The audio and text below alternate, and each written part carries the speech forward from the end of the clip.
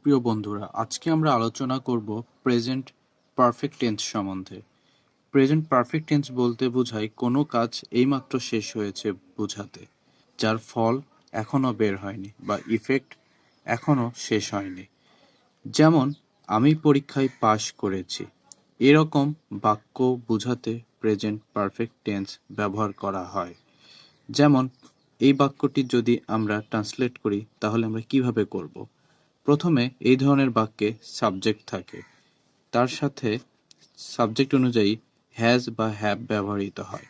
তারপরে প্রিন্সিপাল ভার্বের past participle form হয়। তারপর অবশিষ্ট অংশ অবজেক্ট হিসেবে ব্যবহৃত হয়। যেমন, আমি পরীক্ষায় পাশ করেছি। এখানে আমি হচ্ছে সাবজেক্ট, পাশ করেছি এটি হলো প্রিন্সিপাল ভার্ব, আর পরীক্ষায় এটি হলো অবজেক্ট। তাহলে হবে আয়ের সাথে আমাদের হ্যাভ হবে। হ্যাভের সাথে পাশ করেছি, পাশ হচ্ছে পাস্ট পার্টিসিপল, এবং পরীক্ষায় দি এক্সাম।